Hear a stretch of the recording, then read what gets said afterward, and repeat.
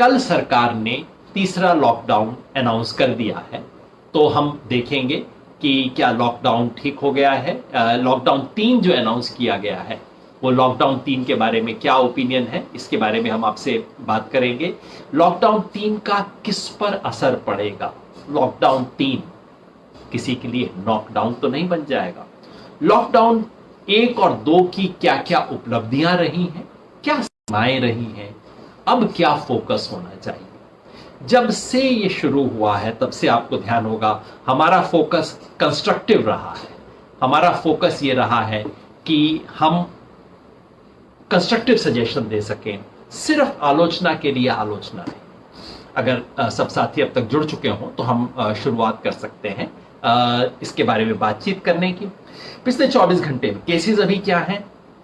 Total cases आज सुबह तक 37,336, 37,336। पिछले 24 घंटे में कितने? पिछले 24 घंटे में 2000 से ज्यादा, 2293, लगभग 2300 केसेस ऐड हुए।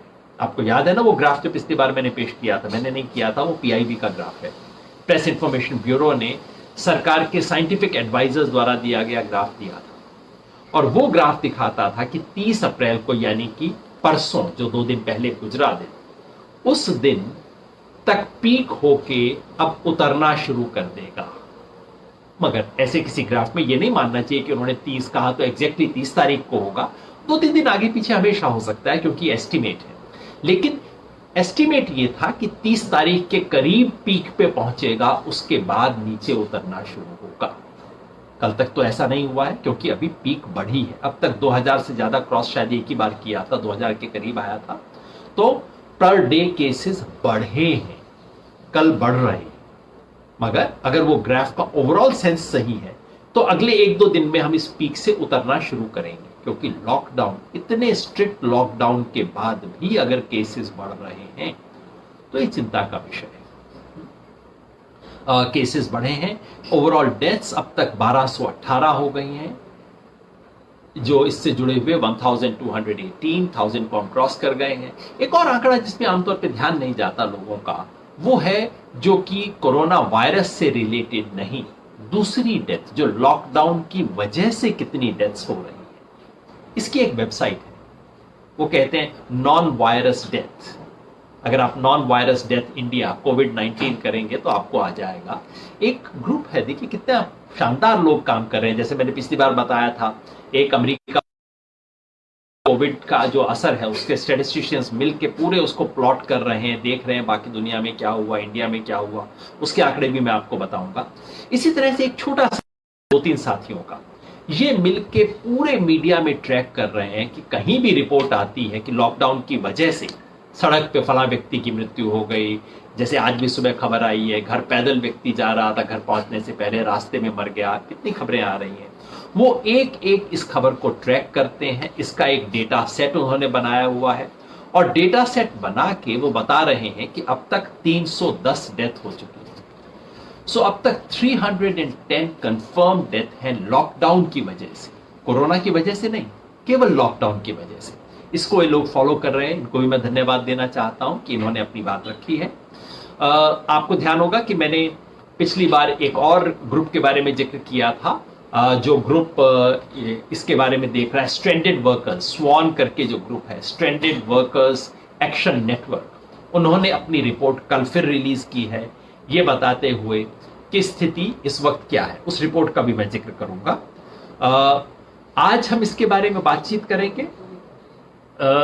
पिछले 2 दिन की 1-2 और घटनाओं के बारे में जिक्र कर दूं। आप अपने प्रश्न तैयार रखिएगा। आज बहुत लंबी बात मैं नहीं रखूंगा, छोटी बात रखूंगा।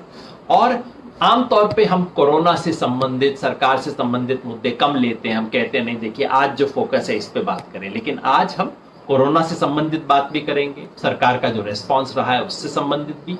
आपके कोई सवाल है आप उसे भेजना शुरू कर दीजिए, जल्दी हम आपके सवालों का जवाब देना भी शुरू कर देंगे। 2-3 घटनाएं और हुई है। एक महाराष्ट्र में गुरुद्वारा है, नांदेड़ करके एक जगह है गुरुद्वारा, महाराष्ट्र में हजूर साहब गुरुद्वारा है। वहां से आए हुए तीर्थयात्री पंजाब आए, कुछ हरियाणा भी आए, राजस्थान होके आए हैं। लगभग 200 तीर्थयात्री कोविड पॉजिटिव पाए गए।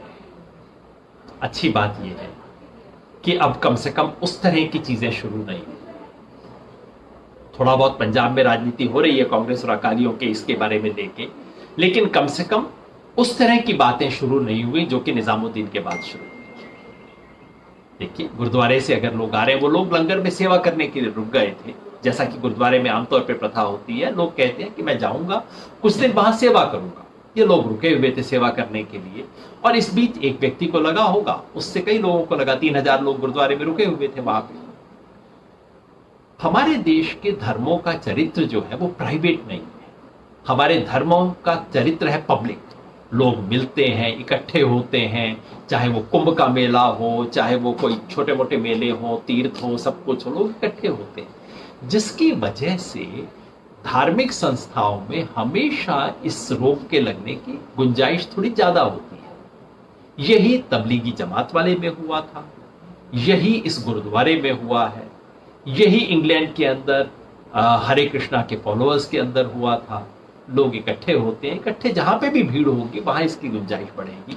इसके पीछे ना तो कोई षड्यंत्र है, ना इसके पीछे कोई धर्म का खेल है। अगर स्पोर्ट्स के लोग स्टेडियम में इकट्ठे होने लगेंगे, वहां भी एग्जैक्टली यही होगा। इसका केवल भीड़ से संबंध है, इसका कोई धर्म से संबंध नहीं है।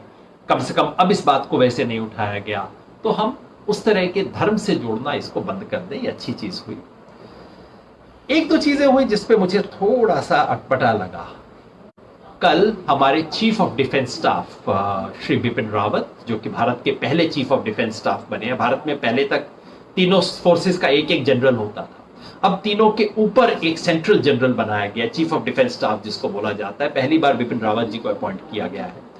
तो कल चीफ ऑफ डिफेंस स्टाफ बैठे, तीनों फोर्सेस के हेड बैठे, प्रेस कॉन्फ्रेंस करने। बहुत अनयूजुअल है, आमतौर पे जनरल्स प्रेस कॉन्फ्रेंस नहीं किया करते, और ना ही करें तो अच्छा है। भारत में पाकिस्तान से बहुत एक अलग परंपरा है, पाकिस्तान में काम होते हैं, भारत में नहीं होते।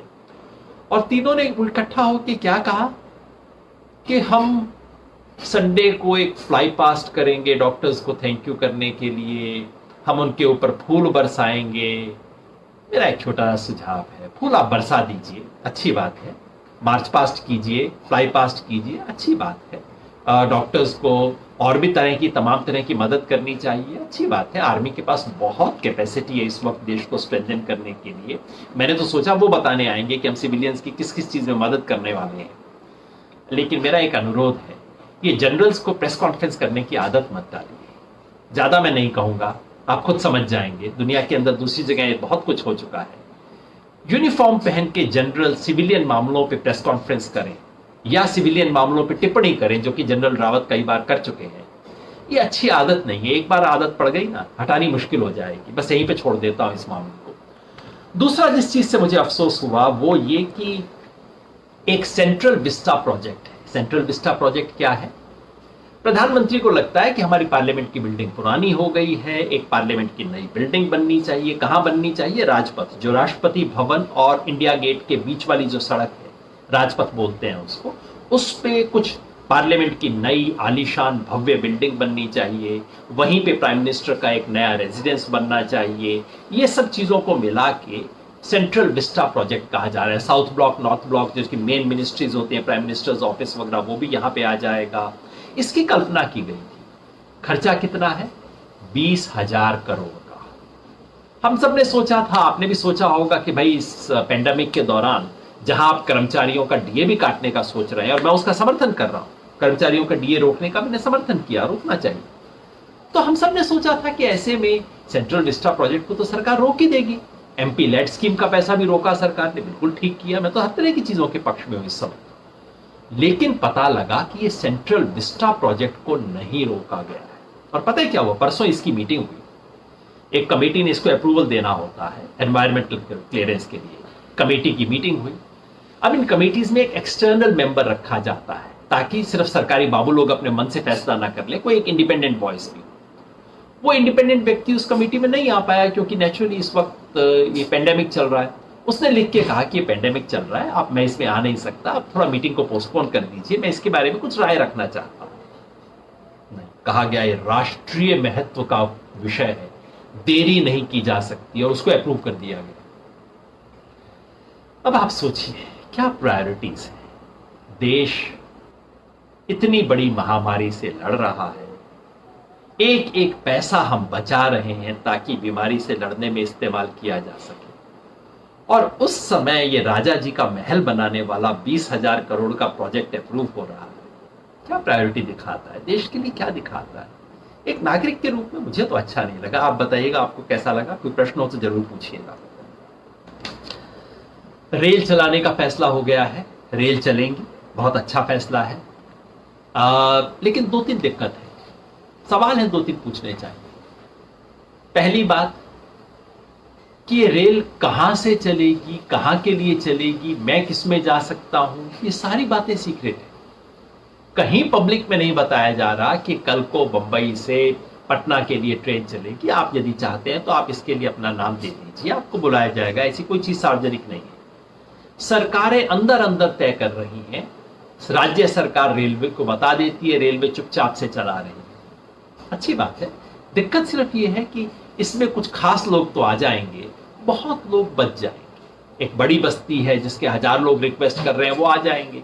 लेकिन एक बड़ी बस्ती के कोने में जो 10 परिवार रहते हैं, उन्हें पता भी कभी नहीं लगेगा, वो बैठे इंतजार करते रह जाएंगे। अगर कोई फेवरेटिज्म ना भी हो रहा हो तब भी ये सब होगा। क्यों नहीं इसको सार्वजनिक बना के लोगों से, जैसे रेलवे रिजर्वेशन के लिए रिक्वेस्ट लिए जाते हैं, रेलवे रिजर्वेशन का रिक्वेस्ट ले लीजिए और उसके बाद जो हो उसको एक प्रायोरिटी में ऑर्डर के अंदर भेजना शुरू कर दीजिए। इसको ओपन नहीं किया जा सकता। दूसरा, ये सवाल जो मेरे को मन में बार बार कचोट रहा है, पिछले 1 महीने से कर रहा है, आपको ध्यान होगा मैं पिछले 1 महीने से न जाने कितनी बार बोल चुका हूं कि भाई रेल चलाइए, बसों से लोग नहीं जा सकते। केरला से किसी को नॉर्थ बंगाल जाना है, वो बस से नहीं जा सकता। असम से किसी को राजस्थान वापस जाना है, वो बस से नहीं जा सकता, रेल तो चलानी पड़ेगी। ये फैसला लेने में 1 महीना क्यों लग गया, ये मुझे अभी भी समझ नहीं आता। जब मैंने ये बात कही पिछले 1 महीने में टीवी पे या कई बार बात कहता था भाई ट्रेन चलाइए, ऐसा मेरे ऊपर उछल के पड़ते थे बीजेपी के प्रवक्ता, अरे आप फैला देंगे इसको देश के अंदर, आपको देश की चिंता नहीं, आपको सेहत की चिंता नहीं। मैं उन सबसे आप पूछना चाहता हूं, साहब बताइए अब क्या हुआ, अब किसको चिंता है? करना तो यही था ना। 1 महीना पहले कर देते तो एक फायदा था। फायदा क्या था? 2 फायदे थे, एक नहीं। पहला तो ये कि लोगों को 1 महीना इतना कष्ट, इतनी त्रासदी, इतनी भूख, इतनी बदहाली, इतनी जलालत, इसका सामना ना करना पड़ता। 1 महीने इतना टॉर्चर जो हुआ वो बच जाता। और दूसरा, टेक्निकली 1 महीना पहले उनके इन्फेक्शियस होने की प्रोबेबिलिटी कम थी, क्योंकि उस वक्त पूरे देश में 500 केस थे। तो बॉम्बे के किसी साधारण वर्कर को हो इसकी चांस बहुत कम थे। अब देश में 35,000 केस लगभग हो गए, अब चांसेस नेचुरली ज्यादा है, 70 गुना ज्यादा चांसेस हैं अब। तो जब चांसेस कम थे इन्फेक्शन फैलने के, तब हमने नहीं किया। जब चांसेस बढ़ गए हैं तब हम कर रहे हैं। ये समझदारी का काम है क्या? आप सोचिए। पर खैर, बार बार पीछे मुड़ के देखने का समय नहीं है। आगे देखते हैं क्या किया जा सकता है, क्या करना है, और अब इस पे फोकस हम करते हैं। सरकार ने कल घोषणा कर दी है कि तीसरा लॉकडाउन का फेज होगा। फॉर्चुनेटली ये फेज बराबर नहीं है। कुछ चीजें पूरे देश भर में रुकेंगी, यानी कि देश भर में सामान्य ट्रेन नहीं चलेंगी, फ्लाइट नहीं चलेंगी, बसेस नहीं चलेंगी, वो ठीक ही है, ऐसा नहीं होना चाहिए। लेकिन 3 हिस्सों में बांट के उनके लिए अलग अलग गाइडलाइंस बनाई। गाइडलाइंस थोड़ी कॉम्प्लिकेटेड है, लेकिन ऐसी सिचुएशन में थोड़ा कॉम्प्लिकेटेड रखना भी पड़ता है। आपको अलग अलग चीज के लिए अलग अलग गाइडलाइन बनानी पड़ती है कि बाकी दुकानें खुलेगी लेकिन बार्बर की दुकान नहीं खुलेगी। वैसे मैं भी उसका इंतजार कर रहा हूं कि भाई कब खुलेगी। आप देख रहे हैं कि कुछ दिन के अंदर हम सब रविंद्रनाथ टैगोर बन जाएंगे अगर ये दुकानें न खुली तो अलग अलग गाइडलाइंस बनानी पड़ती है, बताना पड़ता है, बिल्कुल सही बात है। लेकिन अब तक का अगर हम स्टॉक टेकिंग करें तो अब तक लॉकडाउन 1 और लॉकडाउन 2 40 दिन बंद रहा है। वैसे एक इंटरेस्टिंग बात बताऊं, ये जो क्वारंटाइन शब्द आता है, क्वारंटाइन का मूल मतलब ही 40 दिन है। कई धर्मों में भी 40 दिन का रहता है। और आपको ध्यान होगा देश के बहुत इलाकों में मां जब बच्चे को जन्म देती है तब भी वो कहा जाता है कि 40 दिन तक मां बाहर ना निकले। 40 दिन का एक विशेष महत्व रहता है। तो क्वारंटाइन 40 दिन से निकलता है। तो हमारी हो गई क्वारंटाइन 40 दिन तो पूरी। इस 40 दिन में क्या खोया क्या पाया, इसके बारे में 2 बात हमें समझनी चाहिए। क्या पाया? पहली बात हमने अपने केसेस को कम किया, इसमें कोई संदेह नहीं हो सकता। मैंने आपको बताया एक ग्रुप है अमेरिका में, कोविड-19 इंडिया रिसर्च ग्रुप करके है, वो ट्रैक करते रहते हैं। और मैंने देखा कि जब इंडिया में 100 केसेस हुए से तब से लेके आज तक, जब हम 33,500 तक पहुंचे, अगर हम बाकी सब देशों को इसी समय देखें तो क्या स्थिति थी।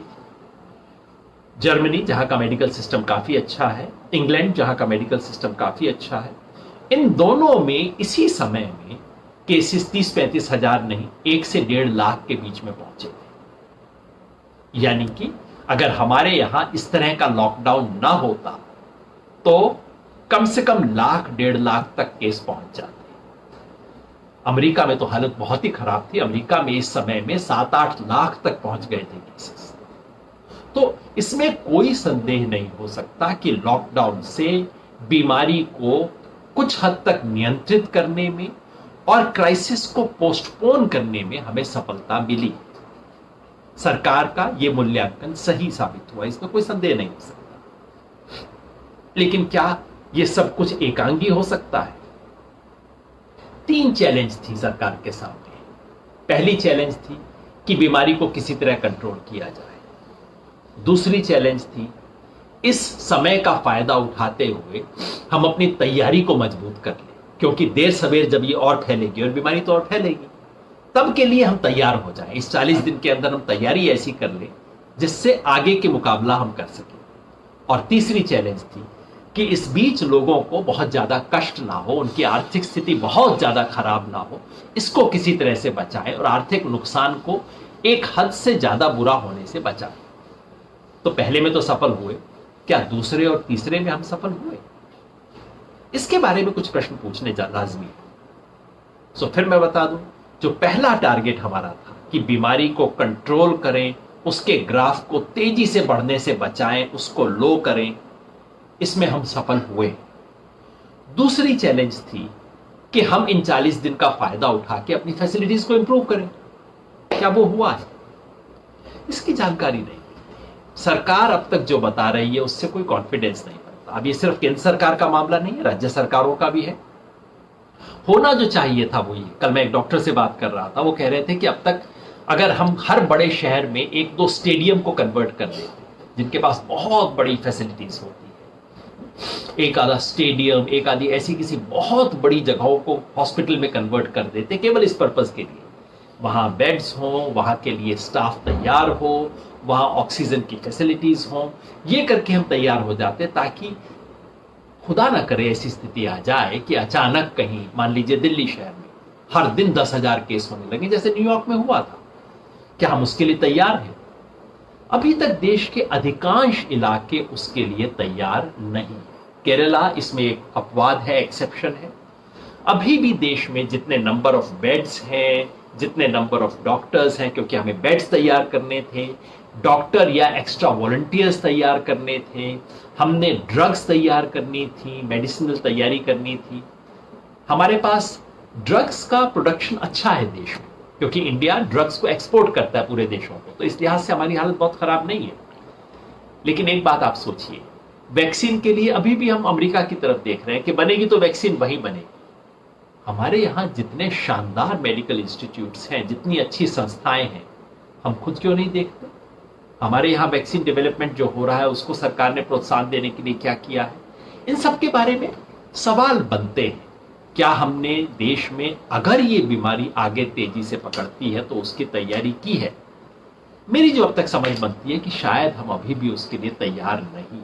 ये 40 दिन का जो बिल्कुल गोल्डन अपॉर्चुनिटी हमारे पास था, जिसमें हम पूरी तैयारी कर सकते थे, वो शायद हम नहीं कर पाए हैं। लेकिन ये शायद की बात है, क्योंकि तैयारी अंदर कितनी हो रही है हमें उसकी पूरी सूचना नहीं है। सरकार ये बता देती तो ज्यादा अच्छा रहता, उससे सबका कॉन्फिडेंस बढ़ जाता है। तो ये प्रश्न मैं आपके माध्यम से रखना चाहता हूं कि ये सूचना मिल जाए तो कितना अच्छा होगा। शायद मैं पलट के कहूं कि नहीं भाई, तैयारी तो अच्छी थी, हमें ही नहीं पता था, कोई बात नहीं।